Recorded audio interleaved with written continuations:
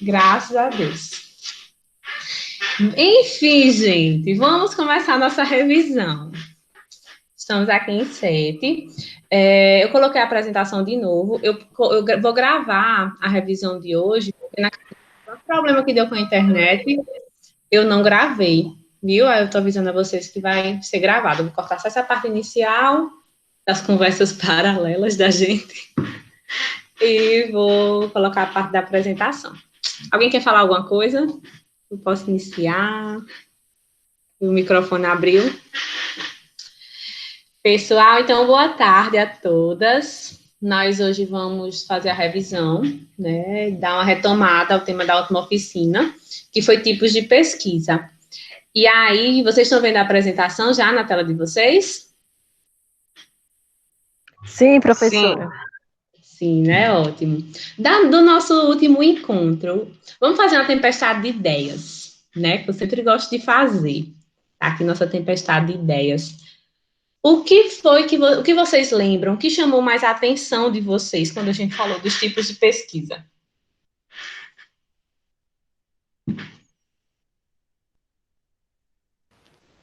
Que para cada tipo de pesquisa tem uma pergunta.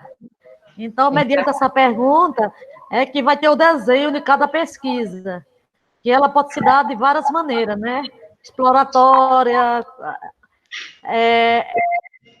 longitudinal, todas aquelas temáticas que a senhora falou. Muito bem, a gente vai revisar isso. Quem mais? Vamos fazer a tempestade de ideias aí, todo mundo. Quem mais? Alguém lembra mais de alguma coisa que a gente conversou?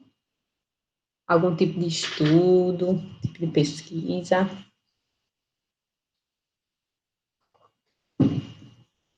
Todo mundo calado, meu Deus. Então vamos. Vocês estão me escutando bem, né? Entrando mais gente. Sim. Marina está entrando. Seja bem-vinda, Marina. Boa tarde. Boa tarde. Marina chegou. Marina, você participou do outro encontro da semana passada? Participei. O que é que você lembra? Assim? O que é que lhe chamou mais atenção no último encontro? Assim, de alguma coisa que a gente falou? O que é que você lembra? Dos tipos de pesquisa, não foi, professora? Isso, esse mesmo. Lembra? Que tem a analítica, né? Tem qualitativa, tem quantitativa. Se eu não me engano, quantitativa é mais em questão de números, né? Trabalhos, assim, pesquisas que envolvem números de pesquisa, algo do tipo, não é isso? Exatamente, a gente vai tratar os dados, né? As informações apresentadas mais de forma numéricas, com médias, com porcentagens, né? Ótimo, Marina. Marina mal chegou, já fui, ó, perguntando. Tempestade de ideias. Pessoal, isso mesmo que vocês colocaram. Eu vou começar realmente do início, a gente vai falando. Eu vou ser mais sucinta do que da última vez, porque da última vez eu falei bastante. E como a gente já viu, é mais para fazer uma recapitulação do que já foi visto, tá certo? Eu sempre vou dando uma paradinha para ver se vocês querem comentar algo, colocaram algo no chat, porque como eu vou para o PowerPoint, eu não consigo ficar vendo ao mesmo tempo o chat. Mas qualquer coisa, podem abrir o microfone e falar, tá bom? Sem nenhum problema. Então, vou aqui para a apresentação. Vou colocar para apresentar. A gente partiu, né? Na nossa semana passada, a gente falou dos tipos de estudo, dos tipos de estudos, os definidos de estudos. Chegou alguém na sala. Só um minuto. Grace, seja bem-vinda, Grace. E nós falamos desses tipos de estudos, né? Os delineamentos. Fizemos nossa tempestade de ideias. Eu não sei se vocês lembram, a gente fez aquela nuvem, né, inicial de ideias, e hoje eu vou apresentar para vocês aquela nuvem, e no final a gente vai fazer uma nova nuvem. E é para essa nuvem, a gente espera que essa nuvem esteja cheia de mais elementos do que aquela primeira, né? Porque foi depois que vocês participaram da discussão, da apresentação do material. E aí a gente surgiu esse questionamento durante o nosso encontro passado. Por que existem vários tipos de estudos, né? o que justifica existir tantos tipos de estudo. A gente não podia ter só um tipo de estudo para responder tudo, né? Para a gente seguir aquele passo a passo sempre para todas as nossas respostas, perguntas. Mas, na verdade, os vários tipos de estudos, eles existem porque existem vários tipos de perguntas. E essas perguntas, geralmente, né, na maioria das vezes a gente tem vários tipos de perguntas, e de acordo com as nossas perguntas, vão existir vários tipos de pesquisas também. E são exatamente vários tipos de pesquisas e tipos de objetivos de estudos. E são exatamente esses objetivos de pesquisas e as perguntas que vão definir o tipo de estudo que vai ser realizado. O método, né? O método, o tipo de estudo, esse delineamento de estudo que a gente fala, o tipo de estudo, o método, ele envolve o passo a passo que cada estudo, que cada pesquisa, ela vai ter que fazer para chegar à grande resposta da sua pergunta. Porque, recapitulando aquilo que a professora Anne falou no primeiro encontro, né? Tudo parte, a pesquisa científica, a ciência, ela parte de um questionamento, de uma pergunta. Só um minutinho, dá permissão aqui para os colegas.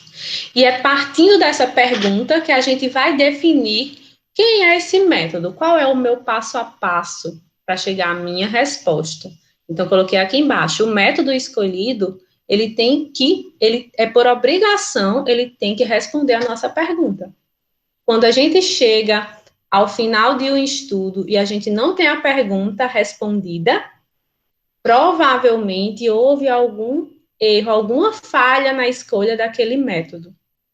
Porque realmente, quando a gente tem algo, a gente pensa em uma pergunta de pesquisa, a gente tem que visualizar lá na frente qual é o melhor passo a passo para respondê-la, ok? Então, a questão norteadora do nosso encontro de hoje são quais os principais tipos de estudos e para que servem. E aí, vou partir da nossa própria aula. Quando eu boto que a questão norteadora da nossa aula é essa, né? Eu estou querendo dizer que no final da nossa aula, a gente vai ter que chegar a essa resposta. A gente vai ter que saber quais são os principais tipos de estudos e para que eles servem. Então, é por isso que eu, enquanto professora, eu sigo um método, um passo a passo, para que no final vocês tenham isso em mente, porque esse é o meu objetivo. Vocês descubram quais são os principais tipos de estudos, para que serve cada tipo desse, né, em específico. Assim também a pesquisa. A gente pensa na pergunta e vê qual é o melhor método para respondê-la. E para organizar as ideias da gente, que a gente vem discutindo até agora e discutiu no encontro passado, a gente tem que saber que existem várias formas de se classificar uma pesquisa, mas a maioria, elas têm em comum um método aplicado para desenvolvê-la, né, para que essa pesquisa seja desenvolvida. E nós vamos ver a classificação geral dessas pesquisas, iniciando por um tipo de classificação, que é o tipo de abordagem. Então, quando vocês forem ler os projetos de pesquisa de vocês, né, que está atrelado ao professor, o coordenador, o orientador de vocês, quando vocês forem ler os planos de trabalho que é individual para cada bolsista, para cada aluno da pesquisa, lá vai ter um método, uma seção de método. E nesse método, a pesquisa ela vai estar classificada de várias formas. É um estudo de abordagem quantitativa, de abordagem qualitativa. É um estudo descritivo, é um estudo analítico, é um estudo epidemiológico, é um estudo de caso, controle, é um estudo transversal. Vão existir várias classificações de tipos de pesquisa lá. E você vai ter que saber, pelaquela descrição inicial do método, geralmente bem no início da sessão, qual é o tipo de estudo. Vocês vão ter que observar e compreender o que cada palavra daquela quer dizer. O meu estudo é um estudo transversal. Por quê? Então, quando vocês veem, a partir desse encontro de hoje, a gente vai compreender melhor o que são esses termos utilizados para classificar as pesquisas, os estudos, tá bom? Então, com relação aos tipos de abordagem, que é a classificação que a gente dá às pesquisas por tipo de abordagem, a pesquisa, né, os estudos, eles podem ser classificados como quantitativos e qualitativos. O que é um estudo quantitativo? Pela própria natureza da palavra, a gente já pode imaginar, vem de quantidade, números. Então, professora, O que seria isso? Os meus dados, eles vão ser apresentados como? Eles vão ser apresentados em quantidade, em números, em porcentagens, em médias. É assim que eles vão ser tratados. Então, eu trouxe aqui um conceito, né? Na pesquisa quantitativa, de abordagem quantitativa, existe a tradução. Traduz em números as opiniões e informações para que sejam classificadas e analisadas. Geralmente utiliza técnicas estatísticas, né? A gente utiliza da estatística para apresentar, para trabalhar com os dados. Utiliza de método científico tradicional, que é sistemático e controlado.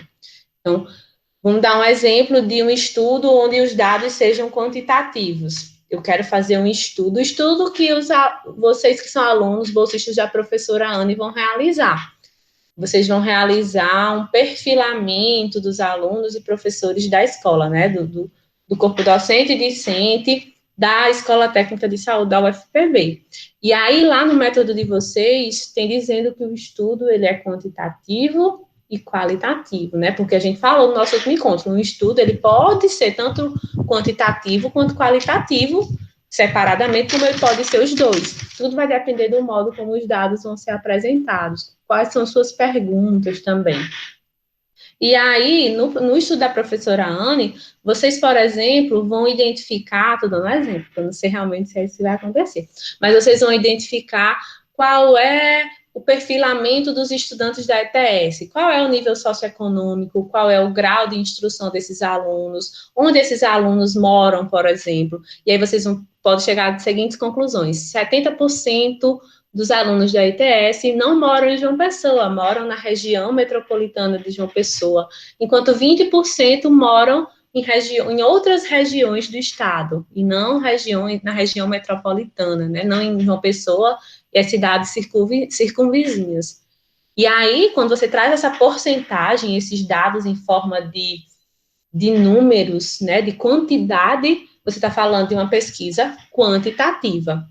Mas se de repente vocês vão expressar isso de outra forma, como, por exemplo, vocês vão fazer uma entrevista com os alunos, onde vocês vão identificar na fala deles e apresentar os dados da seguinte forma: aluno fulano de tal disse que a maioria dos alunos moram fora, que realmente uma das dificuldades de acesso para estar todos os dias na escola é a questão de disponibilidade dos ônibus escolares municipais. Então, quando vocês trabalham através do discurso das pessoas que vão participar da sua pesquisa, você não está mais falando de uma pesquisa quantitativa, porque você está utilizando o discurso daquela pessoa, a fala dela. É uma forma subjetiva, né? Você não está considerando o que o grande grupo em si está falando, você parte realmente do indivíduo para conseguir generalizar para o grande grupo, né? Das repetições de falas. Então, a gente aí está tratando de uma pesquisa qualitativa. Que essa pesquisa qualitativa, ela enfatiza a compreensão da existência humana, como ela é vivida, por meio da coleta e da análise de materiais narrativos, então, através da narração, né, das falas das pessoas. Materiais narrativos, subjetivos, usando procedimentos flexíveis. Então, para os estudos qualitativos, existem uma dimensão de métodos e delineamentos de pesquisa. Para os estudos quantitativos, outros infinitos métodos e delineamentos de pesquisa que a gente vai ver mais à frente. Hoje, a gente vai se deter aos tipos de estudos que estão diretamente relacionados com essa abordagem, que é a abordagem quantitativa. Por quê? Porque, de modo geral, nos estudos que a gente vai trabalhar com vocês, tanto o meu, quanto da professora Anne, quanto da professora Natália, a gente vai trabalhar muito métodos, a gente vai enfatizar métodos quantitativos, delineamentos de estudo que estão dentro dessa abordagem quantitativa, que é essa aqui, tá certo? Tudo ok até agora? Sim. Vocês conseguiram compreender o que seria a diferença de um estudo quantitativo para um qualitativo? Sim. Pronto, deixa eu pensar, dar um exemplo. Eu vou dar um exemplo de de pergunta e de objetivo de estudo, e aí vocês vão tentar me dizer vão tentar imaginar qual seria a melhor abordagem para chegar a essa pergunta, chegar à resposta dessa pergunta. Seria uma abordagem quantitativa ou qualitativa, tá bom? A gente vai exercitar hoje. Então, minha pergunta de estudo é o seguinte: qual a percepção dos alunos de iniciação científica sobre as oficinas realizadas pelos professores orientandos? Tipo essas oficinas que a gente está fazendo. E aí, essa é a minha pergunta. Qual é a percepção dos alunos em relação às oficinas que estão sendo realizadas? O meu objetivo de estudo é identificar a percepção dos alunos, né? Identificar a percepção dos alunos de iniciação científica sobre as oficinas. Vocês acham que para essa pergunta e esse objetivo de estudo, qual seria a melhor abordagem para responder? Seria um estudo de abordagem quantitativa ou qualitativa? Qualitativa. Qualitativa. Porque quando a gente fala em percepção, em sentido, significado de algo, a gente realmente pensa muito mais algo qualitativo, né? Em observar a fala daquelas pessoas. Quer dizer que eu poderia não fazer um estudo quantitativo para aqueles que ficaram calados? Poderia sim, eu poderia, viu, gente? Caberia também. Mas, assim, quando eu falo em percepção, tudo, vocês vão ver, vocês vão começar a prestar atenção quando vocês forem ler os artigos agora. Nos artigos científicos, dependendo do objetivozinho lá da palavra, perspectiva, percepção, do verbo que está lá no objetivo, eles vão remeter muito a um tipo de abordagem ou não. E aí, eu poderia, sim, fazer um estudo quantitativo para identificar qual foi a opinião dos alunos, né, a percepção, mas eu ia classificar isso, eu não ia me aprofundar muito, eu só ia dizer assim, eles acharam bom, regular, ruim, entendia ser uma coisa muito, um formulário de marcar, mas quando eu passo para a percepção, se eu quero analisar o discurso, se eu quero, por exemplo, o que foi que Fátima disse, né, ela só marcou um questionário que achou ruim, que achou regular, ou Fátima teve a oportunidade de dizer, eu achei bom porque a gente conseguiu aprender tal assunto, porque houve uma discussão entre todo mundo, a gente percebeu o crescimento. Então, a abordagem, ela vai depender muito do que o pesquisador, ele busca, né? Que tipos de respostas também ele busca para aquela pergunta. Se ele, para ele, uma resposta objetiva de bom, ruim, regular é suficiente, ele poderia fazer um estudo quantitativo. Mas se ele quer realmente dar a oportunidade de observar a fala, o discurso dos participantes da pesquisa, então ele utilizaria daí para identificar qual era essa percepção, ele utilizaria um estudo qualitativo, né, de abordagem qualitativa. Então, tudo vai depender realmente de qual seria o melhor modo de resposta para a sua pergunta. Ainda tem isso. Bom, deu para entender? É bem profundo, né? E aí, pessoal, existem outros tipos de classificação. Aqui em cima eu coloquei as principais classificações para os estudos de abordagem quantitativa, né? Aqueles que a gente lida com números. E aos estudos, eles podem ser classificados, né? Esses métodos desses estudos, eles podem ser classificados quanto ao propósito, quanto ao modo de exposição e quanto ao tempo de acompanhamento. Então, vamos ver cada um deles. Quanto ao propósito, qual é o propósito desse estudo? É só descrever alguma coisa ou ele pretende analisar algo, comparar uma coisa com outra? Então, quanto ao propósito, os estudos de abordagem quantitativa, eles podem ser classificados quanto descritivos, quando eles buscam só descrever algo, ou podem ser classificados como analíticos. E aí vocês vão ver muito também, nos próprios objetivos dos estudos, às vezes eles trazem assim, o objetivo do estudo é descrever, no próprio objetivo, às vezes já está implícito a natureza do estudo, a classificação dele. O estudo ele tem por objetivo descrever quais são os principais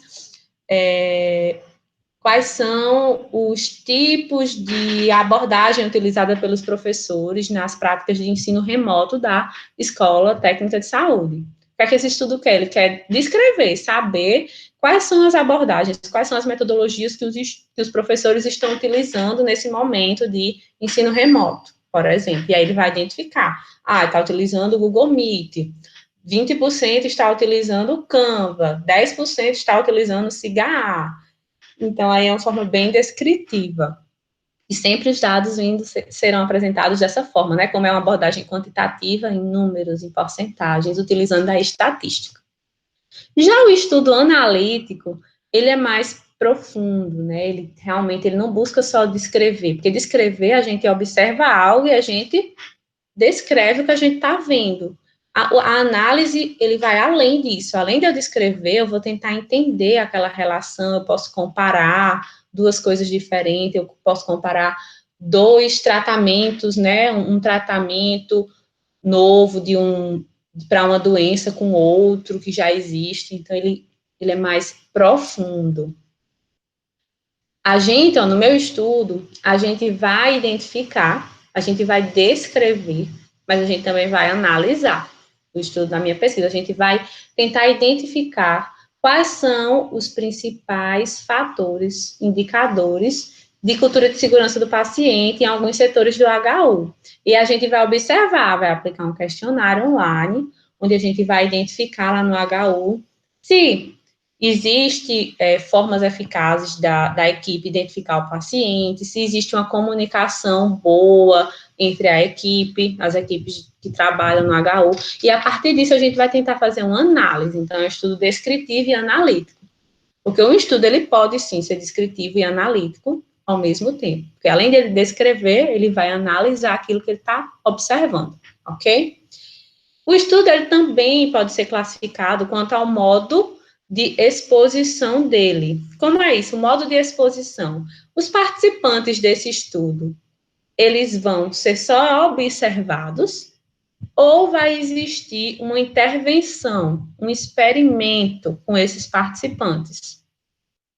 Por exemplo, no meu estudo e no da professora Anne, né, que vocês participam, né, no estudo que a gente realiza, a gente coordena, nós vamos realizar apenas observação dos participantes.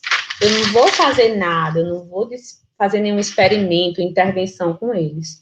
Já aos alunos que estão associados ao projeto da professora Natália, vocês vão fazer um estudo de intervenção, um estudo experimental, onde vocês vão realizar uma medida educativa, vão realizar algo e vão observar naquele grupo qual é o resultado daquela intervenção de vocês.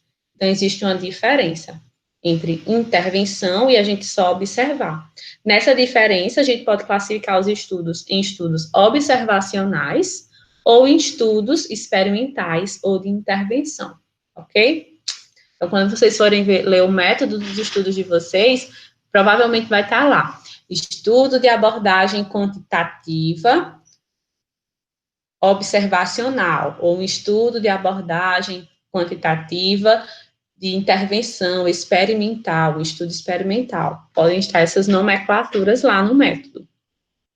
O estudo, eles também podem ser classificados quanto ao tempo de acompanhamento. Professor, o que é isso? Por quanto tempo eu vou ficar observando aqueles participantes do meu estudo?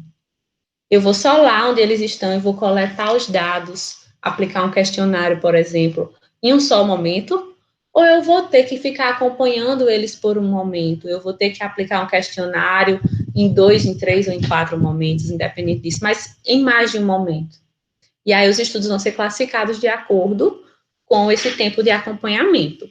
Se em um estudo você tem que acompanhar aquele paciente ao longo do tempo, ou aquele participante, na verdade, ao longo do tempo, em mais de um momento, ele é um estudo classificado como longitudinal, de longe.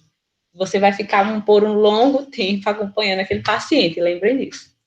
E se o estudo, você só vai lá em um único momento e aplica um questionário, né, com aquele participante, com aquele grupo de participantes, e pronto, a partir daquele momento você já tem seus dados e vai analisá-los, então ele é um estudo transversal, ok?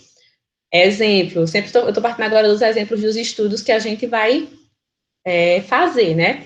O meu estudo, o estudo que eu coordeno e o estudo que a professora Anne coordena, são estudos transversais. A gente vai lá coletar os dados, tirar uma foto do momento e vai analisar naquele momento. Já o estudo que a professora Natália coordena, como ele é um estudo experimental, ela vai realizar uma intervenção no grupo, ela vai ter que ver como era esse grupo antes da intervenção e ver que depois da intervenção, ele é um estudo longitudinal.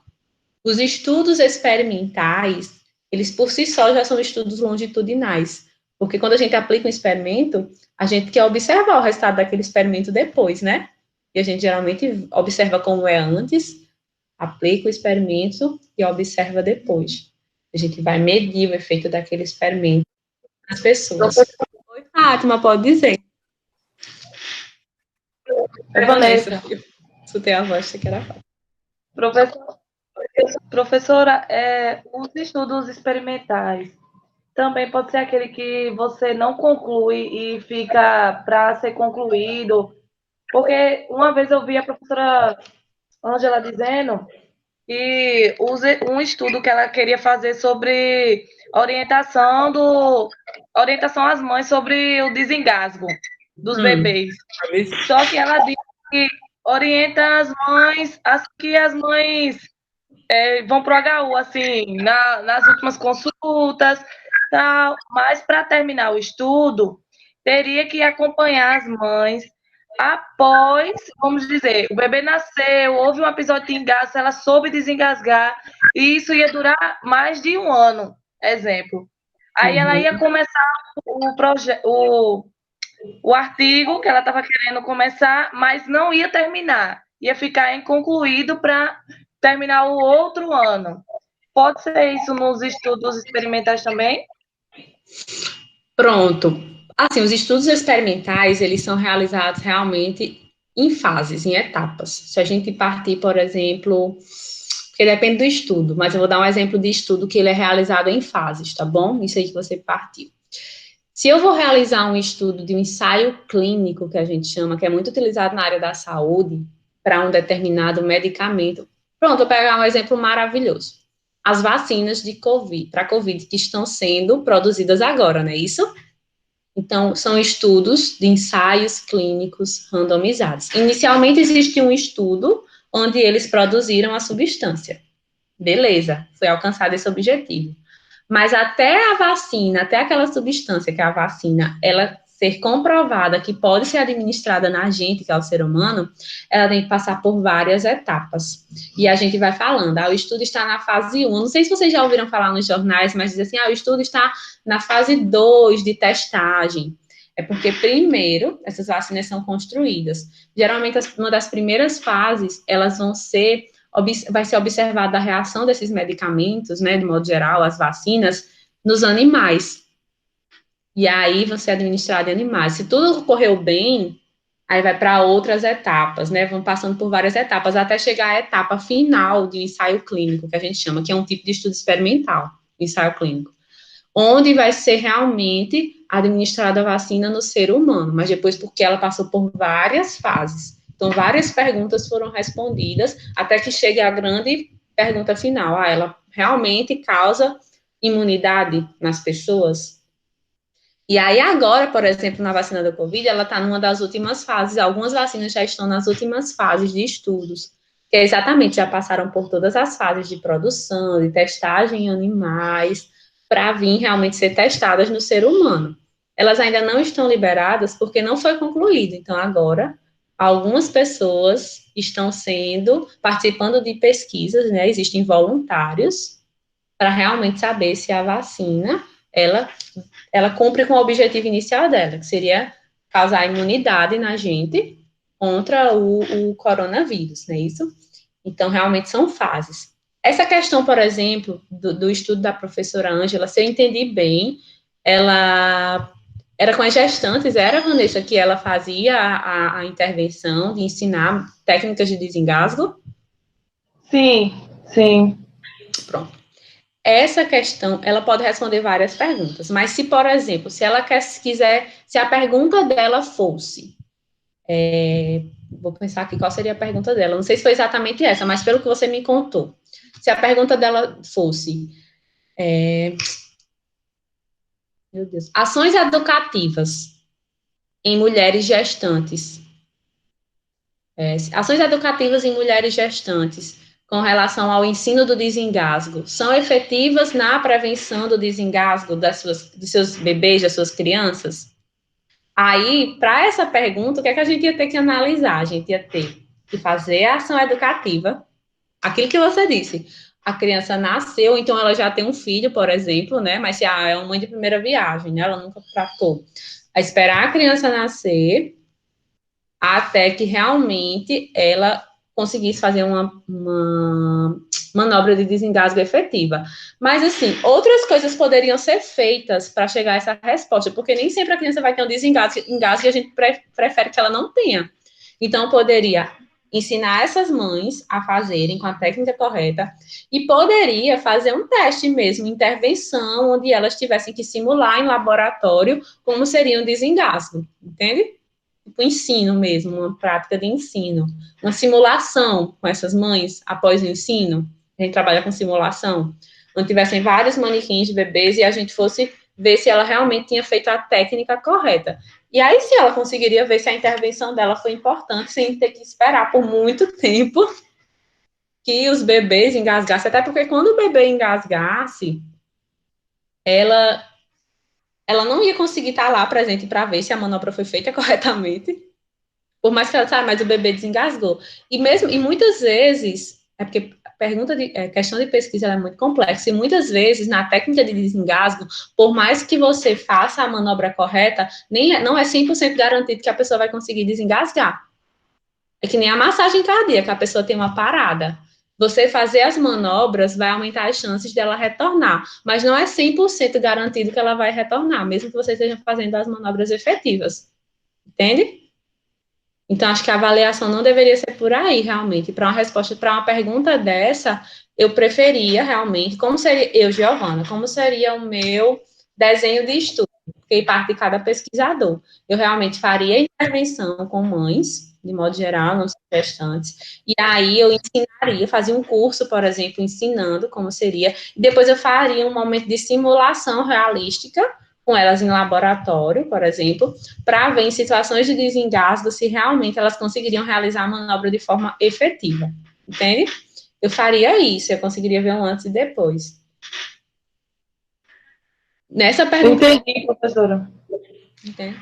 É porque realmente é aquilo que eu disse, quando a gente vai pensar, quando a gente tem uma pergunta, uma das primeiras coisas que a gente tem que ter na pergunta é imaginar como seria viável eu chegar à resposta dessa pergunta. E como é viável? Um método, né? É isso que a gente tem, o tipo de estudo que eu vou escolher para realizar esse passo a passo. Nesse caso aí, seria um tipo de estudo, poderia ser um tipo de estudo quase experimental, que a gente fala, que é do tipo antes e depois. Eu checar qual era o conhecimento, como é que essas mães agiriam antes da ação de intervenção, né, do curso, por exemplo, e depois que elas participassem do curso, como é que elas iam reagir. Um tipo de desenho.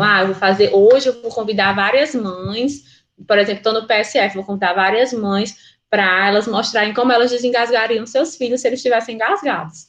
Aí leva os manequins e elas iam mostrar. Aí, a partir daquilo, eu ia fazer o curso, mostrar elas como é a forma adequada de desengasgo, né? A manobra de Hammond. E aí, depois do curso, eu fazia novamente aquele cenário de simulação para ver até que ponto a minha intervenção educativa, ela conseguiu modificar o modo de agir daquelas mães, né? Se elas realmente aprenderam, até que ponto mudou a forma de elas realizarem a manobra de desengasgo. Eu faria dessa forma, mas realmente vai de cada pesquisador. Nem sempre existe um único caminho para chegar à resposta, viu, gente? Existem os mais rápidos, os melhores, os que vão ser menos onerosos para a gente também, porque quando a gente pensa em pesquisa, a gente também pensa nisso, né? O que a gente vai conseguir manter por mais tempo os participantes, eles vão aceitar mais participar. Tudo isso tem que ser levado em consideração na hora que a gente vai pensar num delineamento de estudo. Deu para entender? Falei muito, né? Entendeu, Vanessa? Deu para entender sim. Mas é assim mesmo, a gente vai pensando em perguntas e qual seria o melhor passo a passo para responder. Tá bom? Então, vamos voltar lá. Então, disse aqui que os estudos eles podem ser classificados como descritivos ou analíticos, observacionais ou de intervenção, quando a gente realiza uma intervenção, e pelo tempo de acompanhamento, são longitudinais ou transversais. Okay? Aí eu botei aqui, escolher o delineamento de pesquisa, né? O delineamento de pesquisa é o plano geral para a obtenção de resposta às questões de pesquisa.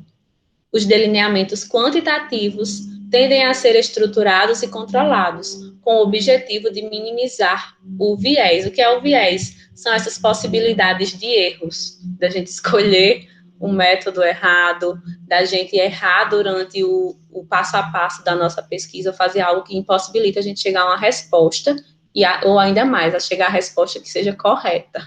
E às vezes a gente chega a alguma resposta, se a gente não tiver tido cuidado no método, no passo a passo dele, aquela resposta ela não é confiável. Aí vem toda uma questão à tona, que seriam os vieses de estudos, que a gente chama.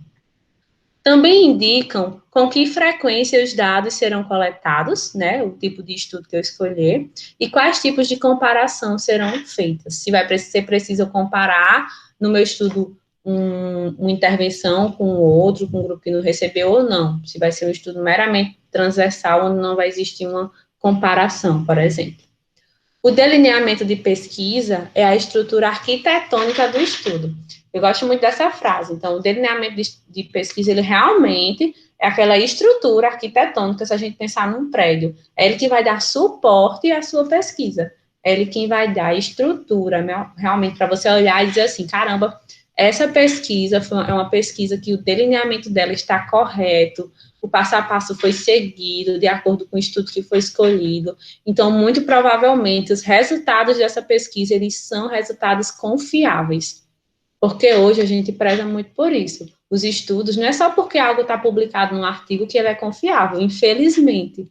Porque tudo vai depender do método, né? Dessa estrutura arquitetônica que eu consegui construir, se ela realmente é forte, se ela realmente sustenta a minha pergunta de pesquisa, que é um método que a gente escolhe, o tipo de estudo. E vem a epidemiologia aí, como eu falei na semana passada, né? Você se pergunta, professora, por que a gente falando de tipos de estudo, de delineamentos de estudo, de pesquisa, a senhora vem trazer a epidemiologia? Porque a epidemiologia, ela é o ramo das ciências da saúde que estuda na população a ocorrência, a distribuição e os fatores determinantes dos eventos relacionados à saúde.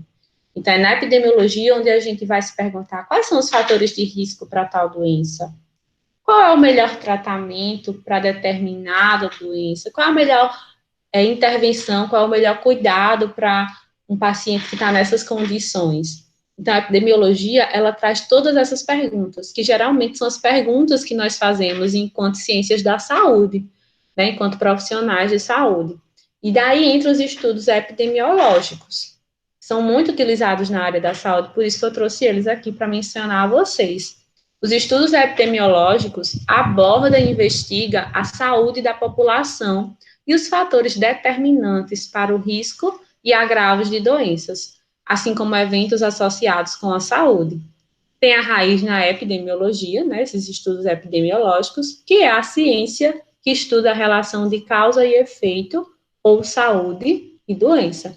Por isso que quando a gente fala em saúde, nas grandes áreas da saúde, a enfermagem, a medicina, a odonto, fisioterapia e as demais, a gente menciona muito os estudos epidemiológicos, porque são exatamente a epidemiologia, essa ciência que estuda as relações de causa e efeito, de saúde e doença.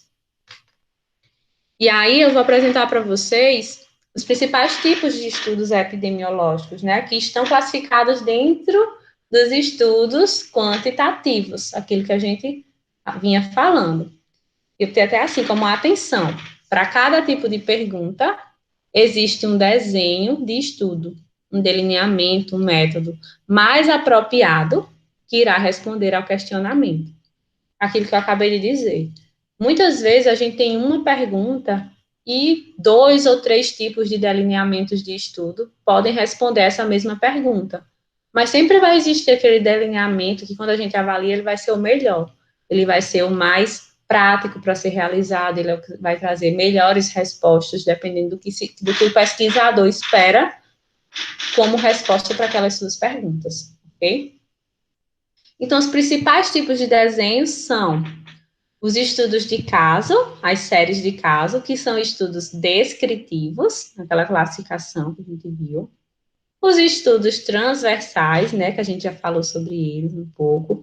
Estudos ecológicos, estudos de caso-controle, estudo de coorte, ensaios clínicos randomizados, ou também são chamados de ensaios controlados randomizados, que esses demais estudos, eles podem ser tanto estudos descritivos como também analíticos. Na maioria das vezes, estudo de caso-controle, coorte, na maioria das vezes não, gente, sempre. Estudos de caso-controle, coorte, ensaios clínicos randomizados, eles serão estudos analíticos, pela própria natureza deles, que eles são estudos longitudinais, que buscam analisar.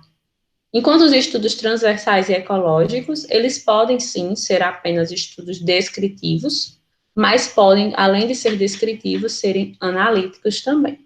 Depende do que o pesquisador ele busca, né? Quais são as perguntas dele. E aqui a gente fala um pouco, né? Vai falar um pouco sobre esses estudos. Então, já tinha dito que eles podem ser classificados, esses estudos epidemiológicos, quanto observacionais ou experimentais, né? Que a gente já havia falado dessas duas classificações.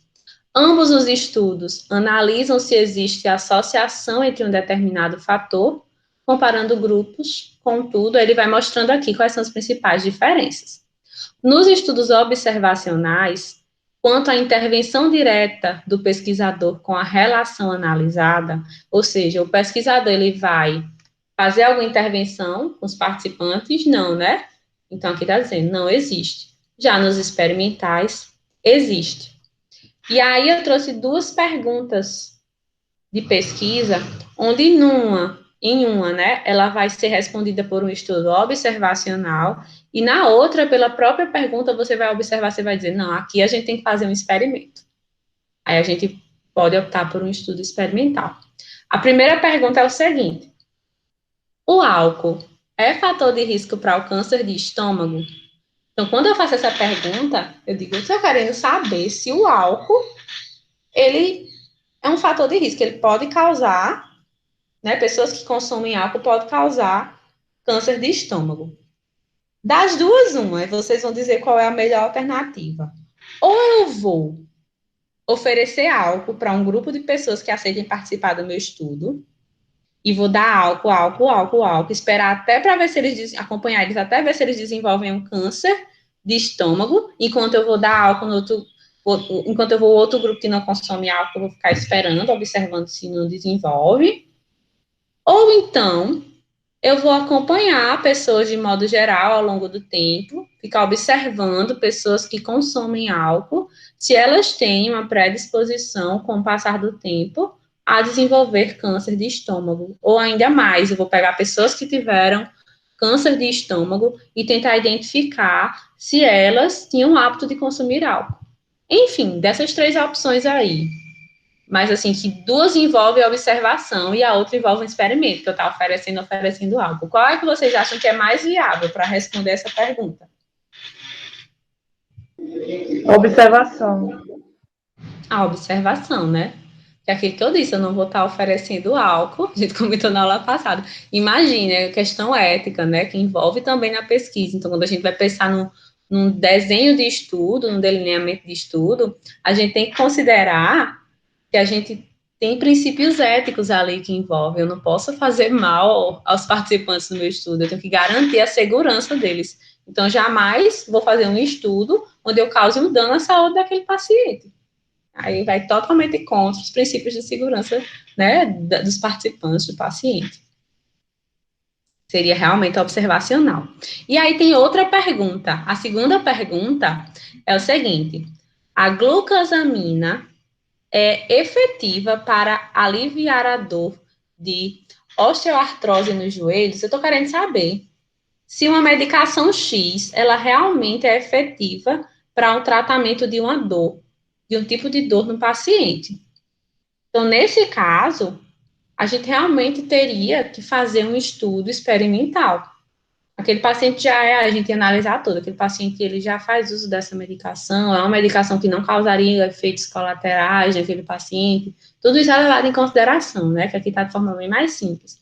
E aí, sim, seria permitido você fazer um estudo experimental, onde aqui, como é que eles botam? Um estudo para comparar, né, a efetividade dessa medicação para o alívio da dor, se ministra essa substância para um grupo de pacientes, e um placebo para um outro grupo, que seria o grupo controle. E aí a gente observar se nas pessoas que realmente consumiram a substância, em comparação àqueles que não estavam consumindo aquela substância, era só um placebo, que a gente chama, tipo um comprimido de farinha, em qual deles tinha sido, se realmente essas pessoas que tinham consumido a substância, se a dor tinha sido aliviada, e aí eu conseguiria responder. Se realmente a dor fosse aliviada, eu ia chegar à resposta para a minha pergunta. Sim, a glucosamina, ela realmente é efetiva para o alívio da dor. Ok? Então, aí, realmente, dependendo da nossa pergunta, eu vou ter sempre um tipo de estudo que ele vai conseguir respondê-la, né? Vai responder essa pergunta, mas aí eu também tenho que ver, é viável? É ético eu aplicar esse tipo de estudo? Se for, ótimo. Se não, vou ter que partir para um segundo delineamento que também me possibilitasse responder aquela pergunta. E aqui a gente vai tratando um pouco sobre os tipos de estudos, né? Partindo dos estudos observacionais, que tem um propósito descritivo. Tem até aqui, assim, as classificações para vocês já irem percebendo. Um estudo de caso, por exemplo, ele é um estudo observacional que ele tem como propósito descrever uma situação. Porque, geralmente, ele parte... Os casos clínicos, quando a gente vê o estudo de caso, geralmente eles são utilizados para doenças raras, para uma associação de comorbidades em um certo paciente, a gente, paciente fulano de tal, eu poderia fazer um estudo de caso nele, porque ele tem várias comorbidades associadas, para a gente ver realmente como é a evolução desse paciente com os tratamentos, mesmo ele tendo mais de uma comorbidade associada. E aí, o que é que traz esse estudo de caso? Ele traz a descrição detalhada de um ou alguns casos clínicos, geralmente de um evento clínico raro ou de uma nova intervenção. A série de casos, diferente do estudo de caso, é um estudo com maior número de participantes, mais de 10 participantes, e pode ser retrospectivo ou prospectivo. O que seria isso, professora? Quando um estudo ele é retrospectivo, ele parte do presente de hoje, e ele vai observar dados, acontecimentos passados daquele paciente. Quando ele é prospectivo, ele está a partir de hoje, ele vai observar o andamento desse paciente para o futuro, né? Amanhã, depois de amanhã, daqui a 2 meses. Então, eles podem, os estudos de caso, ele tanto pode ser prospectivo como retrospectivo.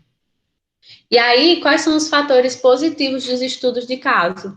Eles colaboram com o delineamento de casos clínicos, né? Eles vão muitas vezes fornecer subsídios, partindo de estudos iniciais sobre uma determinada doença, uma determinada intervenção. Quando eu sempre gosto de trazer o exemplo do coronavírus, porque quando começou a doença em si, se a gente for procurar os primeiros artigos, que são a maioria desse ano, né? Foi realmente quando teve a pandemia, os primeiros artigos eram muito mais voltados para estudos de casos, séries de casos, descrevendo como eram os principais sintomas, o que tinha sido administrado naquele paciente, realmente tinha surtido efeito ou não, né, de medicação, porque foram dando subsídios para os próximos estudos, né, conforme a doença ela foi tomando um aspecto de pandemia, muitas pessoas foram tendo a doença e começou a conseguir serem realizados estudos, além dos estudos de caso, estudos transversais, estudos de coorte, que a gente já consegue ver hoje com relação à Covid-19. E ele coloca aqui a gente coloca aqui como atenção, né? Quais são as limitações desses estudos, né? Do tipo estudo de caso. Possuem limitações importantes e podem levar a conclusões equivocadas, uma vez que frequentemente avaliam acontecimentos passados, não possuem grupos de comparação e apresentam resultados que se aplicam somente àquele paciente ou grupos de pacientes participantes específicos, né? Por ser de um grupo tão pequeno, ser grupos pequenos ou só uma pessoa, não tem como a gente utilizar dos resultados de um estudo de caso e aplicar na população de modo geral, porque estatisticamente, epidemiologicamente, é muito pequeno o poder de associação desses estudos para a gente levar esses dados para generalizar para a população de modo geral. Geralmente são estudos com uma maior quantidade de participantes, tá bom? E aí vem os estudos, depois dos estudos de caso, vem os estudos transversais. Isso é aquilo que a gente falou antes. Ele vai medir em um único momento, vai tirar uma foto do momento daqueles participantes. E são estudos que são observacionais, e eles têm o propósito de descrever um determinado evento, uma situação, mas eles também podem ser analíticos. Então, os estudos, eu estou até com um exemplo de estudo transversal, né? Um estudo transversal, um estudo para analisar a prevalência de um determinado evento em uma população. Aí eu quero saber qual é a prevalência. Quantas pessoas foram acometidas por gripe, por H1N1, por exemplo, esse ano, no estado da Paraíba? Esse ano, né? Hoje eu vou lá e vou coletar os dados. Coletei só uma vez, então vou saber, a partir de hoje, quantas pessoas foram, durante o ano, acometidas por H1N1 na Paraíba. É um estudo seccional, é um estudo transversal, ele tira uma foto daquele momento. Eu não vou acompanhar esses pacientes, eu não vou acompanhar quantos novos casos vão ter a partir de hoje. Não, foi até esse momento. É um estudo transversal. Quais são as vantagens desses estudos transversais? Eles são mais fáceis e mais baratos de serem realizados, porque a gente só vai lá e coleta uma vez os dados, a gente não precisa ficar acompanhando os pacientes, acompanhando os serviços de saúde, e eles geram hipóteses de associação de risco. O que seria isso, gente?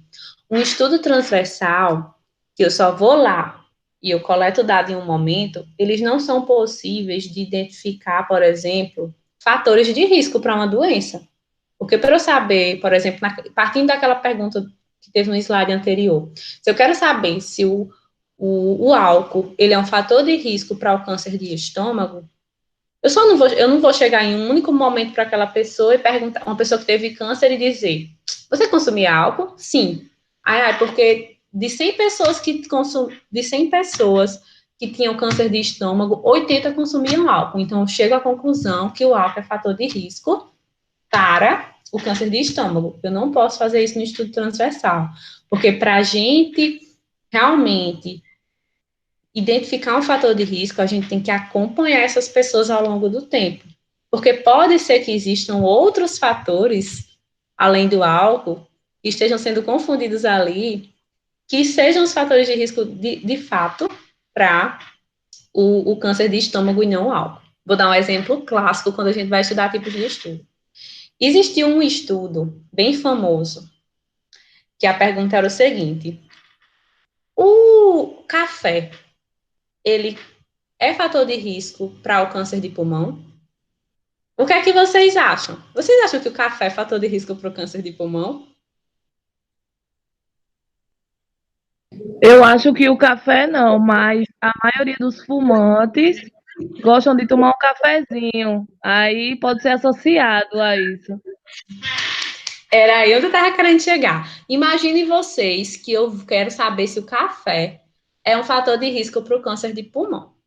E aí eu digo, eu, ingênua, não sabia, eu vou fazer um estudo transversal. Eu vou chegar para todas as pessoas que têm câncer de pulmão e vou perguntar se elas consomem café e vou fazer mais um grupo controle, vou ver com pessoas que não têm câncer de pulmão se elas tomam café. Muito café, né? Porque quase todo mundo toma café, né? Mas vamos lá.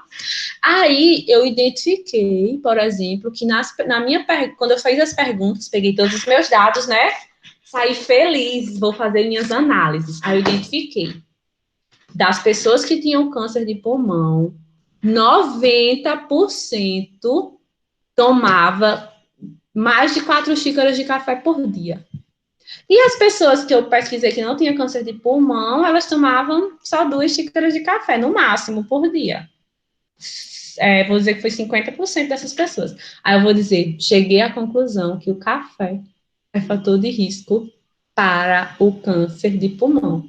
Está equivocada, minha gente. Eu não consigo, em um estudo transversal, identificar fator de risco, porque para identificar o fator de risco, eu tenho que acompanhar essa pessoa no tempo. Eu não tenho que acompanhar só um fator, eu tenho que ver quais são todos os outros fatores ao redor que podem estar associados com o câncer de pulmão, não só o café isolado. Então, aí, existe um estudo realmente onde existe essa relação equivocada do café com o câncer de pulmão, e eles depois identificaram o quê? Que não era o café, era exatamente porque, isso que Vanessa disse, as pessoas que fumam, geralmente, têm aquele hábito de, durante o fumo, depois de fumo, tomar uma xícarazinha de café. E, na verdade, o grande fator de risco era o tabaco, era o fumo e não o café. Então, para isso, você teria que acompanhar aquelas pessoas ao longo do tempo. É isso? Fazer um estudo longitudinal, ver quais são todos os fatores envolvidos com aquela pessoa, e não fazer só um estudo transversal. Os estudos transversais, eles geram hipóteses. O que são hipóteses? São ideias para a gente provar com os estudos longitudinais. Eu poderia fazer um estudo e eu disse, existia uma associação do café com câncer de pulmão. E a partir daí, eu disse, não, mas agora, eu não posso dizer que o café é fator de risco para o câncer de pulmão, não.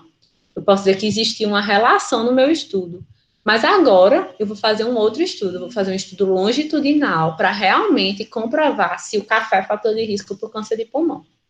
E aí, com o meu estudo longitudinal, com um desenho bem adequado, eu ia chegar à conclusão que não, o café não era um fator de risco. Existiam outros fatores de risco associados e eu ia conseguir identificar. Entenderam? Dá para entender? Estão todos calados. Sim, entendi. Então, estudos transversais, eles são bons para indicar a prevalência de uma doença, para a gente gerar hipóteses, para responder com estudos futuros. Quando eu fiz o meu mestrado, eu fiz um estudo transversal. E aí, eu identifiquei um monte de relação. Eu identifiquei que eu trabalhei, eu falei para vocês na aula passada, né? Eu trabalhei com transplante de córnea. E os meus objetivos no estudo do mestrado, que era um estudo transversal, eu fui no Banco de Olhos do Estado do Rio Grande do Norte e coletei várias informações sobre as pessoas que tinham sido transplantadas, recebido a córnea, né, os transplantados de córnea. E aí, quando eu fui fazer a análise, que ele não foi um estudo só descritivo, embora tenha sido transversal, foi analítico também. E aí eu fui cruzando na estatística, com o programa estatístico, várias variáveis. Eu identifiquei, por exemplo, que o tempo entre o óbito e o tempo que a pessoa morria, até a córnea dele ser captada pelo profissional do banco de olhos e colocada dentro de um tubinho de ensaio com um meio de preservação, quanto mais longo esse tempo, mais fácil dessa córnea perder a qualidade e aí ter algum problema no pós-operatório dessa pessoa. Aí eu identifiquei essa relação. Mas no meu estudo transversal, eu não podia dizer que isso era um fator de risco para a pessoa ter um problema pós-operatório com um transplante, entende? Gerou uma hipótese. Eu disse, nos meus artigos, eu disse, existe uma relação que gerou uma hipótese e elas vão ser testadas posteriormente em um estudo de delineamento observacional. E aí, quando foi no meu doutorado, eu tinha gerado várias hipóteses no estudo do mestrado. No doutorado, eu realmente fui testar essas relações que tinham dado. Eu disse, agora eu vou fazer um estudo longitudinal. Aí eu fiz uma coorte. Na coorte, eu consegui comprovar várias das minhas hipóteses que tinham dado no transversal. Aí sim eu pude confirmar.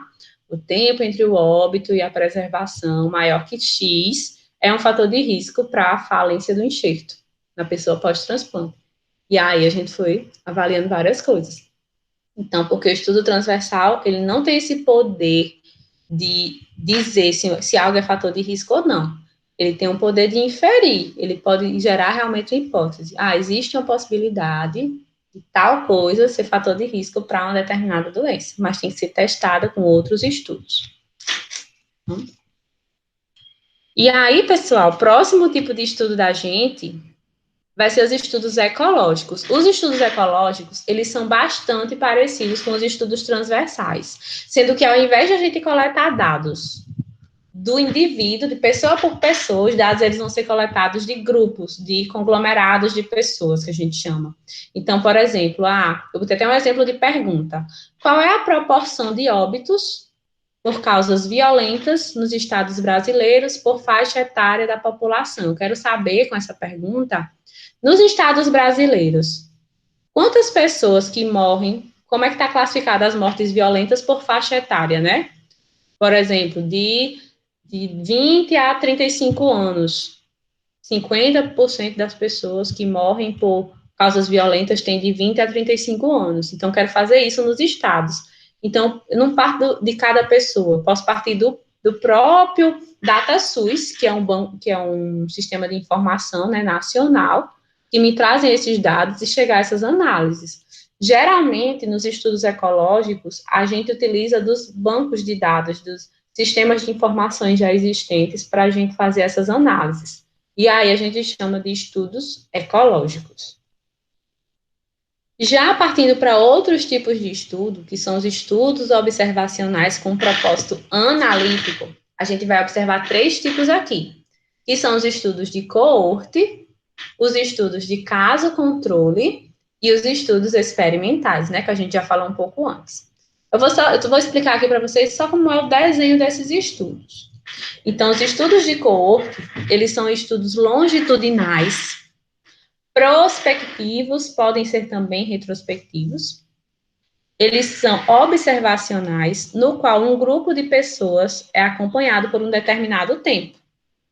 Os desfechos, ou seja, o resultado final desses estudos, são comparados a partir da exploração ou não de uma intervenção ou outro fator de interesse para a análise posterior da incidência da doença.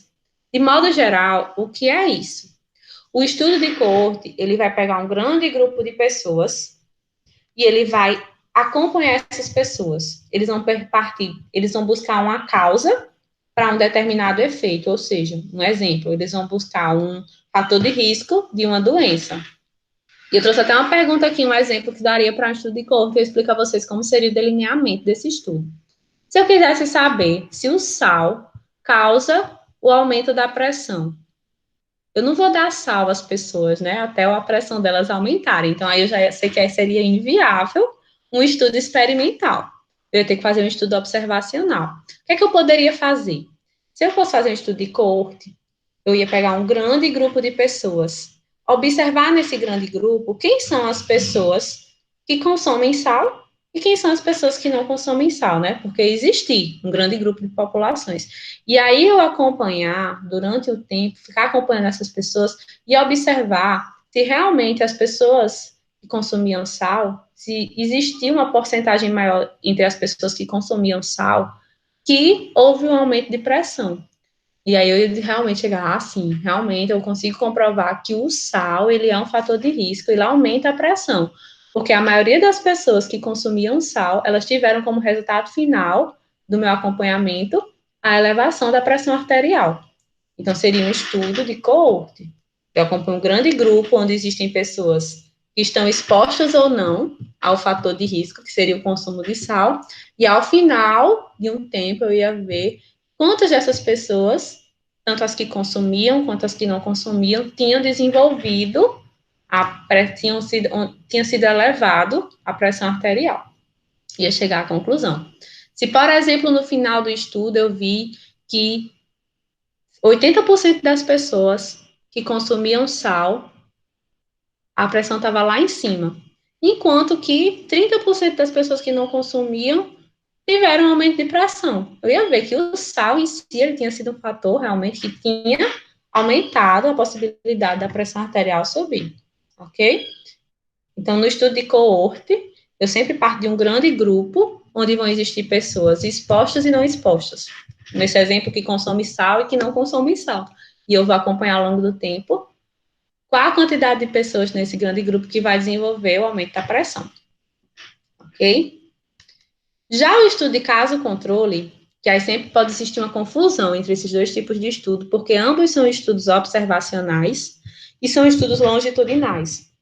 Enquanto, se vocês observarem, eu vou voltar aqui, no estudo de coorte, a gente vê que ele parte da causa para o efeito. Eu peguei um grande grupo de pessoas e eu estava observando elas em relação a um fator de risco, né? Um fator que eu achei que era um fator de risco, que era o consumo de sal. E eu vou acompanhar elas para ver se elas desenvolvem a doença de fato, que é, por exemplo, a hipertensão arterial. Ela parte do efeito, da causa para um efeito, que é a doença. Já no caso controle, ele é diferente. O caso controle, ele parte do contrário. Ele parte do efeito para a causa. Ou seja, o efeito, ele já parte da doença, e a partir da doença ele vai ver qual foi a causa. Então, o caso controle, ele vai sempre ver as pessoas que estão doentes. Eu quero, naquele exemplo anterior, se eu quisesse saber, eu ia ver as pessoas que já tinham a pressão arterial elevada. E eu observar se essas pessoas, elas tinham o hábito de consumir sal. Entendeu? Então, no caso controle, eu dar um exemplo aqui da pergunta. A pergunta é: mudança de decúbito dos pacientes causa redução da lesão por pressão? Ele traz essa pergunta aqui. Eu quero saber se o fato de eu estar mudando os pacientes de decúbito causa a redução da lesão por pressão. Como é que eu poderia responder isso? Se eu sei que eu vou fazer um estudo de caso controle, eu tenho que partir logo do efeito, que nesse caso é a lesão por pressão. Então, poderia pegar um grupo de pacientes que tinham lesão por pressão instaladas, já tem a doença, pegar um grupo controle de pacientes que não tem a lesão e eu acompanhar no tempo e eu ver retrospectivamente se aqueles pacientes que tinham desenvolvido a lesão, se neles tinham registros da mudança de decúbito deles, por exemplo. E eu posso ter visto, esses pacientes que desenvolveram a lesão por pressão, nos registros, foi identificado que a mudança de decúbito, ela foi realizada com mais de 2 horas, com intervalos muito grandes. Provavelmente foi isso que causou a lesão por pressão. Já naquele grupo controle, que foram os pacientes que não desenvolveram a lesão por pressão, realmente a mudança de decúbito, ela tinha sido realizada com maior frequência. E aí a gente chegaria a essa resposta. Se eu quisesse, dessa pergunta aqui, da pergunta 2, dessa pergunta aqui do sal, ao invés de fazer um estudo de coorte e fazer um caso controle, eu poderia fazer? Poderia. Só que ao invés de eu partir da causa para o efeito, eu ia ter que partir do efeito para a causa.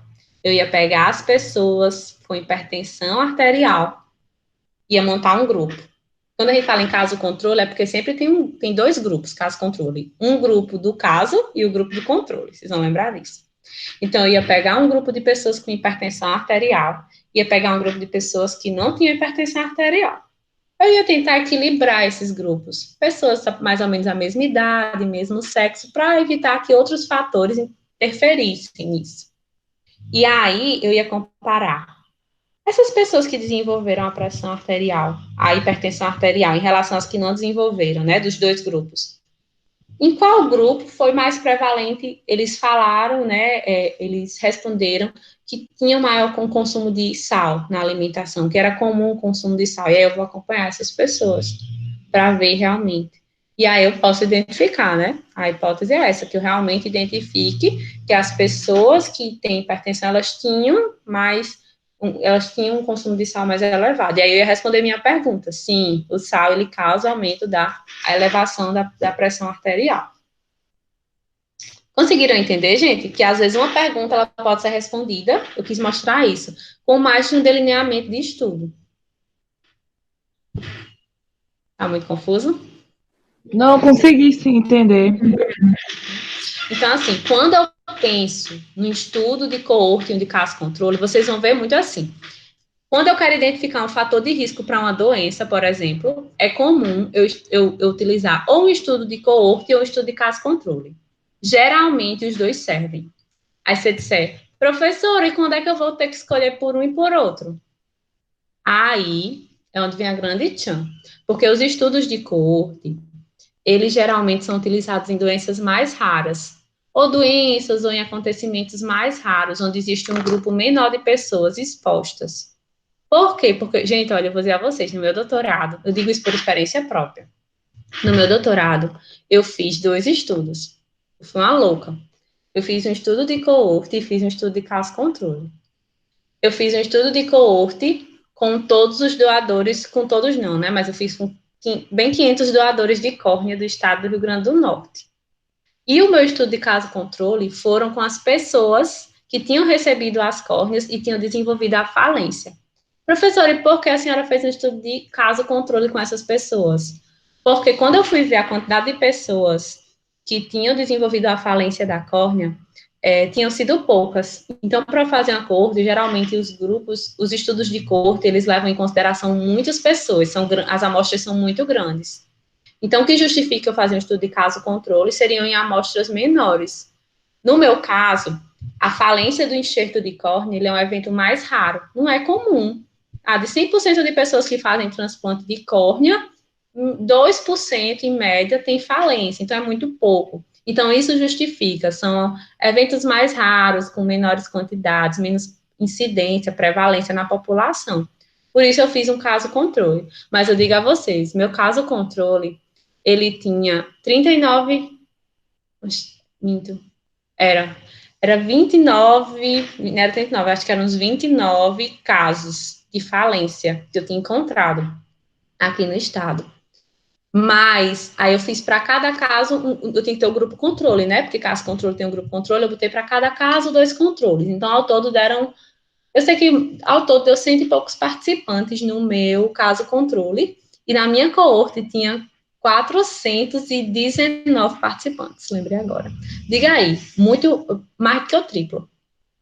Só que o caso controle, para mim, deu muito mais trabalho de fazer, porque você acompanha retrospectivamente e eu tinha que ter cuidado com todos aqueles fatores de risco ao redor que podem interferir nos meus resultados. Então, assim, eu terminei meu doutorado, é isso que eu digo a vocês aqui não é para sair daqui hoje, eu não quero que vocês estejam sabendo o que é, como é o passo a passo de um estudo de caso controle, de coorte, porque eu fui aprender realmente o passo a passo, tudo que eu tinha que fazer quando eu precisei fazer no meu estudo. Mas eu quero que vocês saiam daqui sabendo de hoje que existem vários tipos de estudos, quais são os principais tipos, que cada tipo vai depender da nossa pergunta, porque isso é importante. E que na hora que vocês identifiquem na leitura de um material, isso é um estudo longitudinal, vocês sabem, um estudo longitudinal é aquele que eu acompanho, né, os participantes. O estudo transversal, não, eu vou lá, coleto os dados de um momento. E que dentro dos estudos longitudinais, você pode realizar um estudo de caso controle, um estudo de coorte, ou um estudo experimental. Tudo vai depender da pergunta. Eu estou entrando um pouco mais a fundo aqui hoje, para que vocês tentem entender melhor e dando os exemplos de perguntas para vocês entenderem que realmente vai depender da pergunta, vai depender da viabilidade de respostas, né? De realmente como é que eu posso e eu devo manter princípios éticos para fazer aquela pesquisa, qual seria o melhor delineamento de escolha, né? Pensando na questão ética, né, da pesquisa. E aí a gente vai discutindo, porque tipo de estudo não é fácil. É aquilo que eu disse a vocês na última reunião. Geralmente, quando a gente entra numa pós-graduação, a gente tem disciplinas sobre cada abordagem. Eu tive disciplina só de estudos quantitativos, tive disciplina só de estudos qualitativos. É uma discussão bem profunda. Mas é para despertar a curiosidade de vocês e para vocês saberem, né, da existência desses tipos de estudos. E, por fim, gente, nos estudos epidemiológicos, não menos importante, mas, por sinal, um dos mais importantes estudos, delineamentos de estudo, tem os estudos experimentais, né? E a parte até aqui dessa pergunta, um tipo de pergunta que seria utilizada, uma pergunta que o delineamento de resposta, né, que responderia essa pergunta, seria um estudo experimental. O exercício físico melhora a função cardíaca? Quando a gente olha para essa pergunta, talvez vocês agora pensem assim, professora, eu posso fazer uma coorte, eu posso fazer um caso controle, pode, mas você pode fazer um experimental também? Posso. Então, vou dizer uma coisa a vocês, quando vocês puderem escolher entre um estudo longitudinal, uma coorte, um caso controle, um experimental, o primeiro delineamento que vai vir à cabeça de vocês vai ser experimental. Por quê? Porque os resultados deles são mais confiáveis. Os estudos experimentais, eles têm um nível de evidência melhor do que os estudos longitudinais. Não é que ele seja mais importante, é porque quando a gente fala em evidências de estudo, ele sim está quase no topo dos estudos de evidência que a gente fala. Geralmente, os resultados dos estudos experimentais, quando ele tem um delineamento bem feito, quando aquela estrutura arquitetônica que a gente falou, ela é feita de forma correta, passo a passo, os resultados, eles são confiáveis. E aí, eu sempre digo assim, quando você pensa na pergunta, e você vê quais são os tipos de delineamento que podem responder ela. Essa pergunta, por exemplo, pode ser respondida por um experimental, pode ser respondida por uma coorte, pode ser respondida por um caso controle. E você olha a primeira opção, que é o experimental. Se a resposta, né, o modo de fazer a pesquisa experimental, ela não descumpre com os princípios éticos, se você tem condições, não for muito caro, né? Porque também tem a questão dos custos para a pesquisa. Se não for muito caro, não for oneroso. Se você tem todas as possibilidades de fazer estudo experimental, faça estudo experimental. Porque ele geralmente, na maioria das vezes, ele realmente vai trazer boas evidências. Ele vai ser... Brilha aos olhos das pessoas quando elas verem assim, o estudo teve um delineamento experimental. Tá bom? Não, é aquilo que eu disse. Eu não estou com isso dizendo que os outros estudos são menos importantes, porque cada pergunta pode ser respondida por delineamentos diferentes. Mas quando você pensa nos tipos de delineamentos que podem responder a sua pergunta, você sempre vai ver qual é o melhor. Qual é o melhor que vai trazer mais robustez para minhas respostas? No caso dessa pergunta, um estudo experimental se encaixaria perfeitamente. Por quê? Porque se a gente pensar, a pergunta é o seguinte: o exercício físico melhora a função cardíaca? Se eu colocar as pessoas para fazerem exercícios físicos, eu vou estar causando algum mal para elas? Se o meu experimento é fazer com que as pessoas façam exercício físico, estou fazendo algum mal?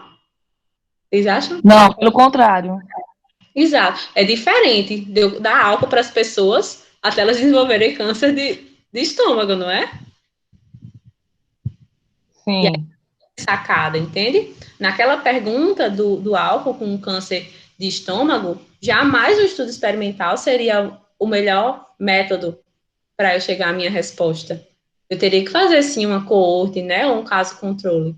Mas nessa pergunta aí, que parte daquele mesmo princípio, eu posso, sim, fazer um grupo de pessoas, né, um grupo de intervenção de pessoas que estejam aptas, né, vai ter todos os cuidados, né, pessoas que realmente possam fazer exercício físico, e eu fazer uma intervenção de realização de exercícios físicos, comparada a outro grupo que não faz, né, de pessoas que comumente não fazem, mais sedentárias, e eu medir no final da intervenção, né, no pós-intervenção, se houve uma melhora da função cardíaca das pessoas que fizeram exercício físico, que foram submetidas à intervenção, em comparação às pessoas que não, as pessoas sedentárias do dia a dia, que estão em casa e disseram, não quero participar do grupo controle, vou participar, não quero me submeter a intervenção nenhuma.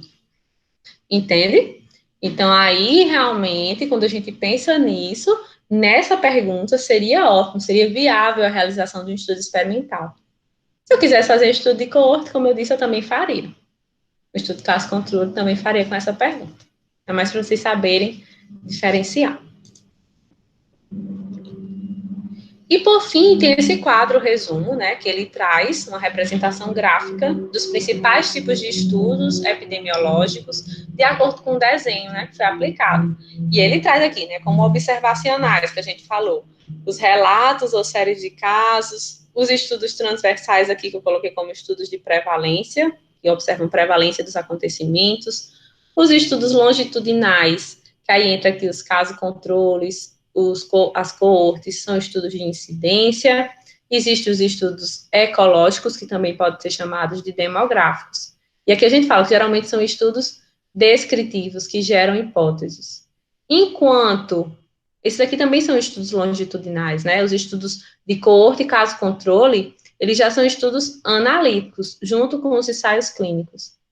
Os de coorte e de caso-controle geralmente identificam fatores de risco, por isso que eu botei o risco aqui, e geralmente os ensaios clínicos randomizados, os ensaios controlados randomizados, eles vão avaliar, né, intervenções, terapias, tratamentos, é uma comparação. Aí são estudos, que eu botei aqui, experimentais de intervenção. É mais um quadrozinho para sinalizar, resumir o que a gente acabou de conversar.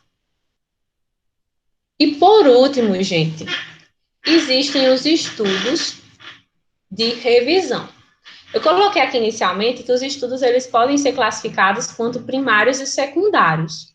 O que são os estudos primários? Todos esses que a gente acabou de ver.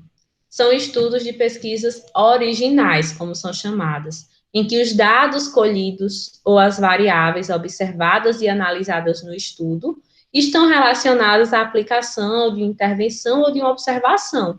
Ou seja, estudos primários são aqueles estudos que buscam os dados da fonte, né, original, dos prontuários, do próprio paciente, dos participantes. São todos esses estudos que a gente acabou de ver. Os relatos de casos, os estudos de prevalência, que são os estudos transversais, os ensaios clínicos, os estudos de coorte, os casos controles.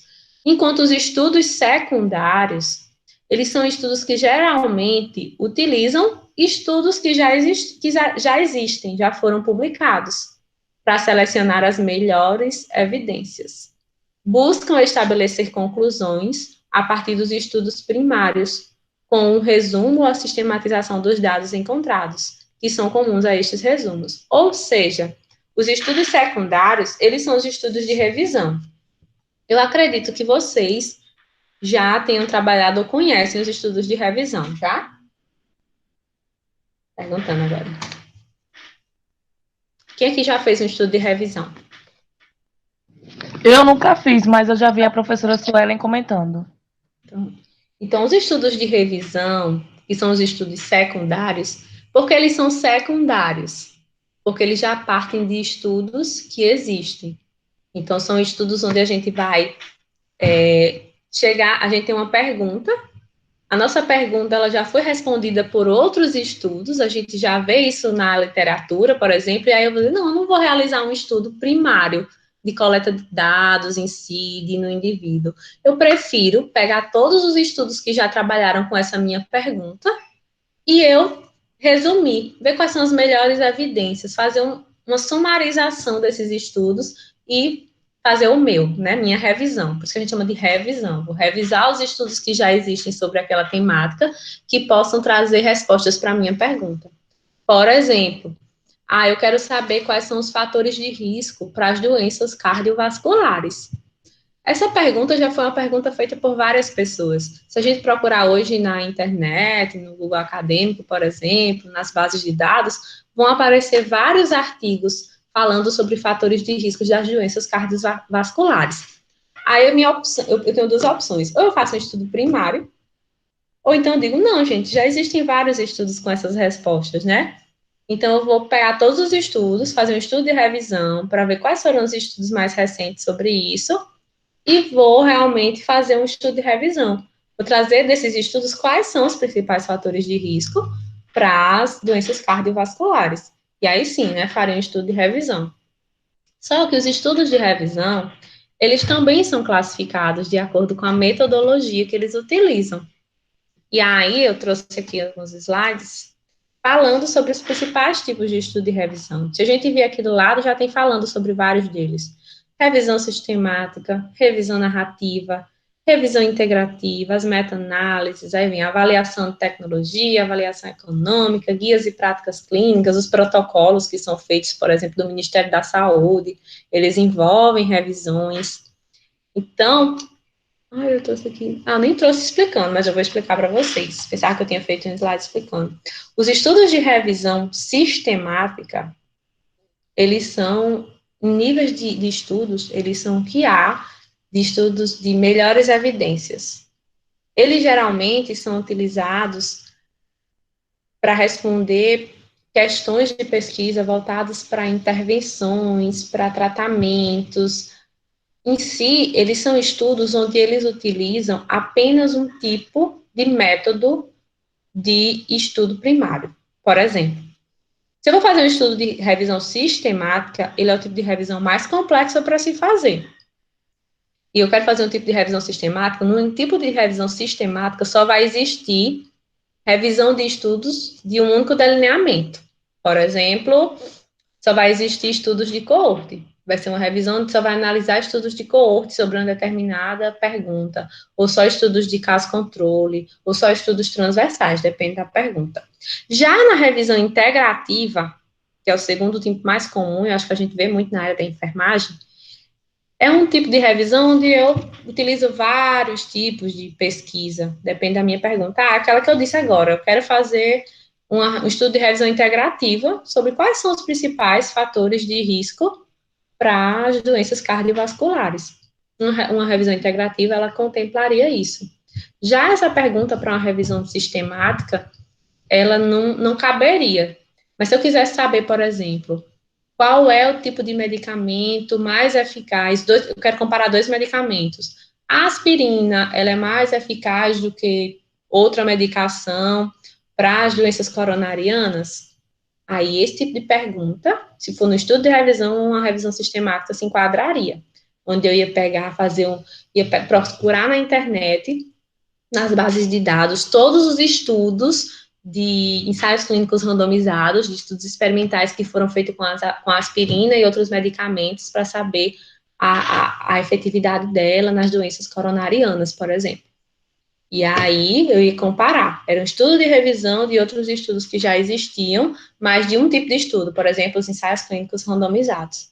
Então, a revisão sistemática é mais complexa, ela é muito complexa. As revisões narrativas, elas são mais simples, é o que a gente geralmente faz. Elas são revisões para a gente se apropriar de um objeto de estudo. Quando eu digo para vocês, gente, eu queria que vocês fizessem uma revisão narrativa sobre o tema, os meus alunos, de segurança do paciente. Eles vão na internet procurar os artigos de modo geral sobre segurança do paciente e eles vão interagir, né, com aquela revisão. Vão colocar, não vai existir um método em si, de passo a passo, uma pergunta muito delineada, uma pergunta fechada para ser respondida. Ela é mais uma revisão para a gente se apoderar de um objeto de estudo, ok? E aí, professora, quando a senhora diz procurar todos os artigos, a senhora diz todos, como assim? Todos que já existem, ou você pegar... Quando eu comecei a estudar também revisão, que eu era aluna de iniciação científica, eu ficava louca quando falavam de revisão, porque eu disse, gente, não tem como, eu disse para minha professora, não tem como, professora, eu saí atrás de todos os artigos do mundo sobre um determinado tema. Ela começou a rir, Giovana, tenha calma. Aí ela foi me explicar o que eu vou explicar para vocês. Quando a gente fala em estudos de revisão, a gente pode no método, delimitar filtros, que a gente chama.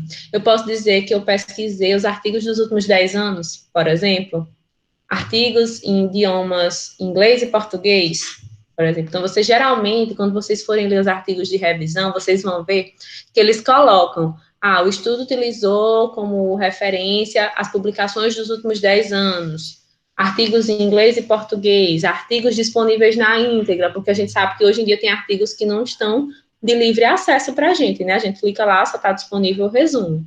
Então, tudo isso é levado em consideração, porque não tem como a gente pegar todos os estudos de uma temática, desde o início, que foram publicados sobre aquela temática, e fazer uma revisão. Não ia ter fim, a gente ia demorar a vida para fazer uma revisão, dependendo do objeto de estudo da gente, a não ser que seja uma coisa nova.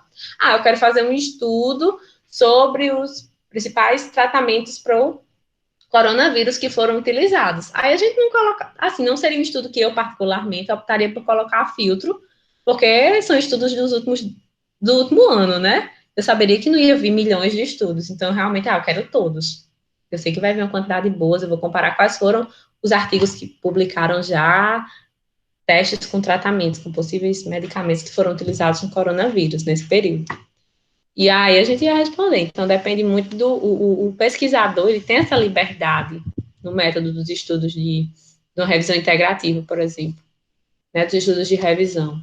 E aí, para vocês entenderem melhor, a gente ia ter que realmente ver o passo a passo de cada um desses estudos. E a gente ia passar a vida aqui discutindo sobre isso. Mas, dependendo do que for a proposta de cada estudo do professor de vocês, o que é que eu lhe aconselho? Se apoderem, né? Se aprofundem no método de estudo de vocês. Os meus alunos, tipo, quem está comigo vai fazer um estudo transversal. Então, vai ter que sair, no final da iniciação científica, vai ter que saber o que é um estudo transversal. A gente vai se aprofundar sobre o estudo transversal. Alunos da professora Anis, alunos da professora Natália vão fazer um estudo experimental. Vão ter que entender o que é um estudo experimental. né? Porque na hora que alguém pergunta para você, por que isso caracteriza como estudo experimental para você? Aí vocês vão ter que saber, experimental porque a gente fez isso, a gente teve cuidado para fazer o grupo de intervenção e o grupo controle, foi acompanhado assim, para a gente dizer, realmente é um estudo experimental que eles tiveram todos os cuidados. Porque, gente, o que mais existe por aí são artigos, infelizmente, mas é verdade, são artigos que estão lá com estudo experimental, e você vai ler o método, você faz isso, não é um estudo experimental. Estudo de revisão sistemática, eu já vi vários, estudo de revisão sistemática, tipo assim, a revisão sistemática é dificílima de fazer. É um método difícil, você tem que ter muito cuidado com tudo que você faz, é um passo a passo que exige. Na revisão sistemática, para vocês terem noção, a gente avalia a metodologia de cada estudo. É uma responsabilidade muito grande eu pegar um artigo e dizer, eles não fizeram o estudo como deveria ser feito. Então, assim, tem pessoas que colocam aí, que classificam as suas revisões como revisões sistemáticas, e quando a gente vai ler, a gente não identifica uma revisão sistemática ali, entende? Quem tem um pouco de conhecimento sobre o método. Muitas vezes passa despercebido, porque quando você não conhece o método, você não vai julgar, né, a metodologia de um estudo. Mas para quem conhece, eu fui fazer estudo de caso-controle no meu doutorado, comecei a ler caso-controle, e eu não via caso-controle nos artigos. Eu disse, gente, isso aqui não é um caso-controle, e está publicado como um caso-controle. Cadê o controle? Cadê as variáveis de confundimento? Que é só pena para fazer. Não é fácil, mas o que eu aconselho a vocês, se aprofundem do método de estudo de vocês, porque eu comecei, assim como vocês, aluno, na iniciação científica.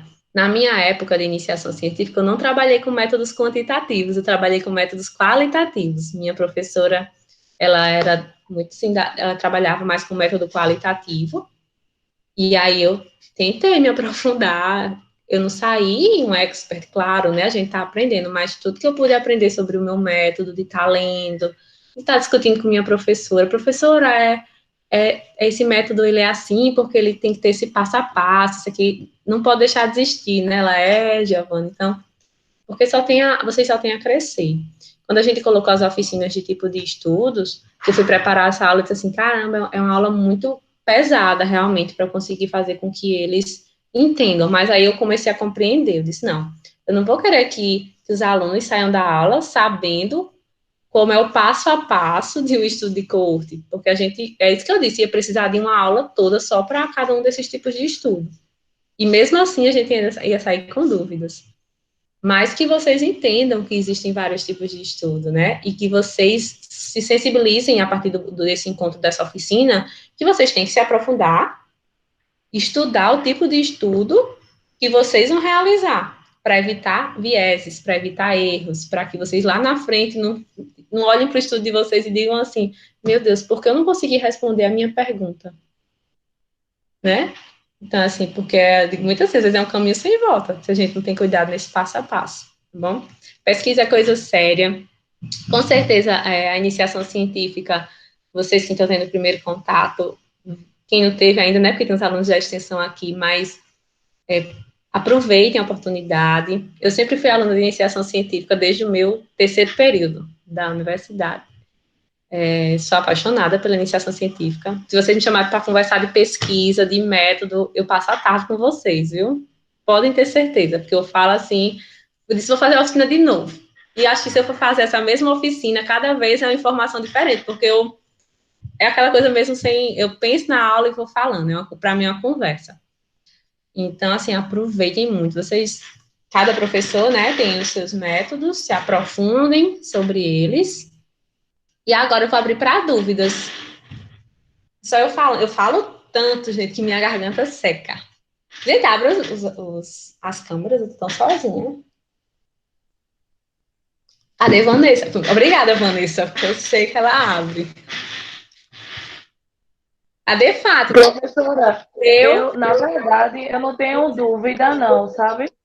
Dúvida, assim, em relação a tudo que a senhora explicou, mas eu tenho mais um agradecimento, porque eu não imaginava que no curso técnico, antes de fazer o curso, né, eu não imaginava que a gente ia aprender tanta coisa, principalmente a iniciação científica, para mim era uma coisa muito distante. não era algo que eu só ia ver, ou talvez eu pensava que eu só ia ver na graduação, ou se eu estivesse fazendo um pós, um mestrado, eu não imaginava que era algo que um aluno do curso técnico ia ter a Você oportunidade não de está escutando aprender, não. nada. Mas é verdade, é muito complexo, né, a pesquisa em si. Mas vão em frente, gente, estuda, aproveitem, aproveitem. É porque eu digo muito assim, quando eu era da iniciação científica, eu queria muito ter tido essa oportunidade de oficinas. Foi isso que a professora Ana e a professora Natália, a gente pensou, vamos fazer umas oficinas para os alunos. Talvez seja muita informação, mas um pouquinho que vocês captam, assim, vocês só saber que existem coisas, né, diferentes, além daquilo que a gente imagina que existe, já abre a mente de vocês. É esse o intuito da gente, né, de despertar curiosidade, porque faz. Vocês vão ver como as oficinas vão abrir muito a mente de vocês para pesquisa. Até quando vocês conversarem com outros colegas, às vezes que não tá tendo a oportunidade, né, de estar trabalhando com oficinas, de estudar além do que vocês têm que fazer enquanto pesquisa, porque aqui a gente está indo além, né? Vocês estão conhecendo outros tipos de pesquisa, outros métodos, vai fazer uma diferença enorme, até para as próximas as próximas experiências, os próximos projetos que vocês venham a realizar, participar. Podem falar. Vão falando aí, que eu vou abrindo aqui a página para a gente fazer nossa próxima nuvem de palavras. Para mim ficou muito claro, professora, apesar que é muito conteúdo, mas como Vanessa disse, né, a gente fica muito grata em aprender muita coisa, né? Porque como ela falou, com relação à pesquisa, né, quem é da pesquisa, aí eu que sou de um mundo um pouquinho distante, né, que é da extensão, mas foi muito bom, foi muito enriquecedor, assim, todo esse conhecimento passado pela senhora. Só tenho a agradecer mesmo. Mas deu para entender mesmo o modo que eu expliquei? Sim, professora, ficou bastante claro. Né?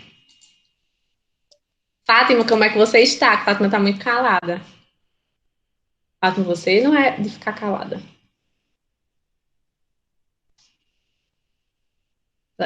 Fátima foi tomar café, gente. Será? E não ofereceu a gente? A internet está oscilando aqui em casa. Ah, é Priscila, filha de Fátima. Pronto. Priscila, pois que sua mãe não fala, que você fale. Pode dizer o que é que você achou. Conseguiu compreender? Uhum. Como Lani disse, é muita informação. Né? A gente tem que ter um tempo para poder digerir, né? E geralmente a gente foca mais na nossa pesquisa de forma mais centralizada, né? É qualitativa, é quantitativa. Então, você vai mais naquela... É observacional ou não? Então, a gente vai mais... Uma coisa mais concentrada. Geralmente, a gente não conhece o mundo que tem, né? Além do nosso espaço. Mas me diga uma coisa, vocês conseguem, se vocês pegarem os planos de vocês acham que vão ter dificuldade na hora que vocês virem, é um estudo observacional, vocês conseguem, identificar realmente por que é um estudo observacional, o que é um estudo observacional? O que é que vocês acham? Eu acredito que sim, porém ainda fiz algumas anotações para certificar. Muito bem. Professora, a gente também acha, né? Mas a pergunta às vezes é um pouco difícil. É só ler com mais calma, reler várias vezes até a gente descobrir, né? Ok. Mas eu escrevi muito no chat. A senhora disse que eu estou calada, eu só estava só escrevendo. A senhora é que não estava vendo. Só quem escreveu foi eu. Estou olhando agora. Só quem escreve sou eu, direto. Alô. Eu vou mandar para vocês agora, antes que vocês esqueçam. Começou. O link para vocês clicarem, para a gente fazer nossa nuvem de palavras, pós-oficina, tá certo? Vocês vão clicar nesse link, aí vão botar o código que vai pedir.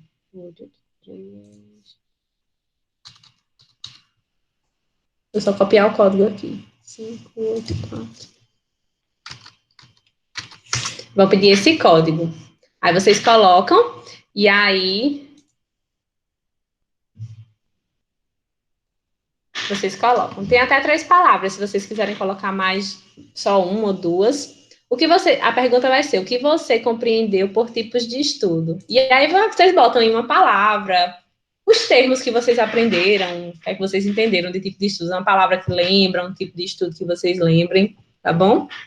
A gente ver o que é que vai ter na nossa nuvem.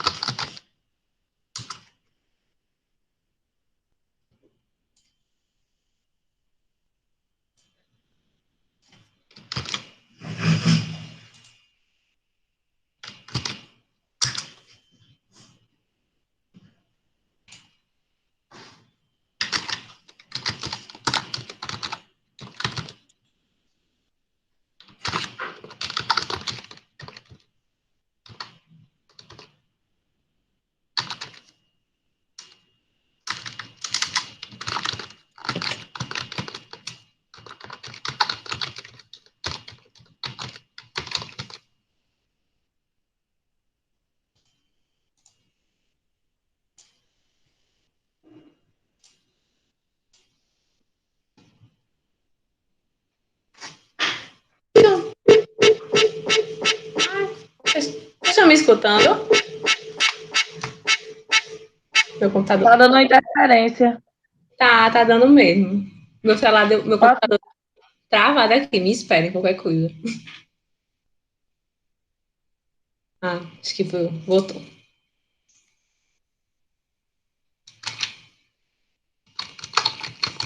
Tá me escutando agora? Sim, professora. Estou sim. Estão conseguindo colocar? Eu já finalizei, já enviei. Deixa eu ver aqui.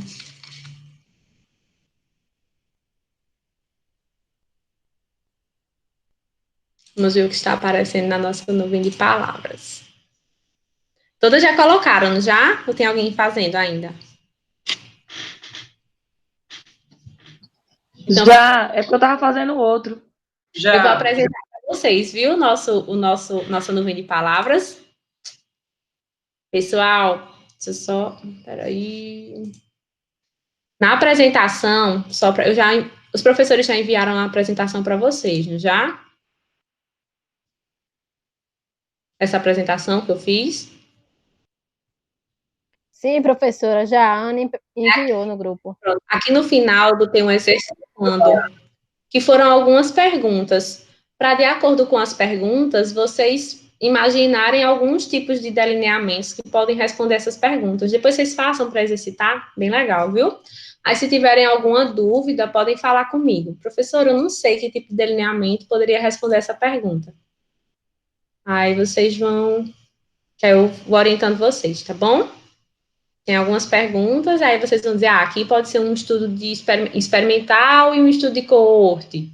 Só para vocês irem exercitando, para a gente fazer aquela associação, que de acordo com a pergunta, pode existir os tipos de delineamentos que podem responder, tá bom? Para vocês entenderem isso. E agora, eu parei a apresentação de lá, vou agora fazer da nossa nuvem de palavras. Vamos ver o que temos.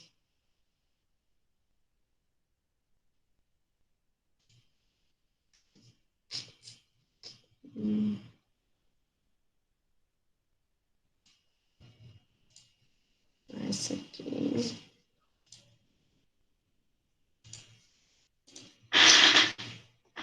Se vocês estiverem vendo, pode me dizer.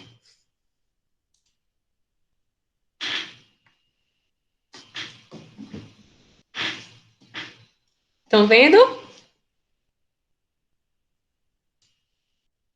Sim. Então, gente, nossa nuvem de palavras, ela mudou um pouco da primeira. Eu vou mostrar depois a primeira a vocês, tá bom? Nessa nova da gente, veio vários tipos de estudo, né? Veio os tipos de abordagem, os estudos epidemiológicos, quantitativo, observacional. Aí botaram estudo quanti e estudo quali também. A palavra que mais se repetiu nos nossos estudos foi essa aqui, ó, estudo exploratório, estudo experimental e estudo de campo, né? Vieram realmente como palavras que mais de uma pessoa colocou eles.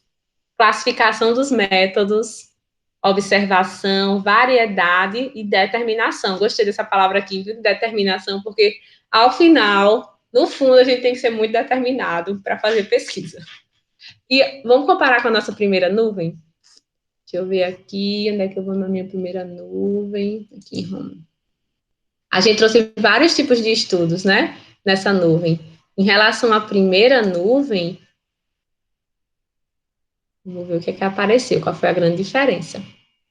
Na primeira nuvem, se a gente prestar atenção, vieram outras palavras, né? O estudo experimental se manteve da primeira, o estudo exploratório estava em pequeno destaque, foi o mais destaque da segunda nuvem, e vieram na verdade, mais elementos não elementos de tipos de estudo, né, em si, mas de dedicação, empenho, veio técnicas, diversidade, modelos, métodos, aí veio metodologia. Analítico, ó, apareceu na primeira nuvem, não apareceu na segunda. Transpiração, bibliográfico, né, os estudos secundários, as revisões, descritivo, analítico, vieram, viu? Mudou muito da primeira para a segunda, porque na segunda a gente mudou mais os tipos de estudos que vocês trouxeram. Vocês trouxeram outros elementos que fixaram mais na mente de vocês. Mas, ó, vai estar salvo aqui, vou publicar, marcando a gente. Vamos tirar uma foto agora? Para as apresentações, todo mundo bonito. A gente... Gente, obrigada, viu, por estar aqui, terem tirado a tarde de vocês para estarem aqui comigo. Segunda vez, né, porque da primeira caiu mais do que falou, mas só tenho a agradecer. E vamos tirar a nossa foto. Cadê? Nós é que agradecer, professora. Essa tarde foi maravilhosa. E cadê Paula, Grace?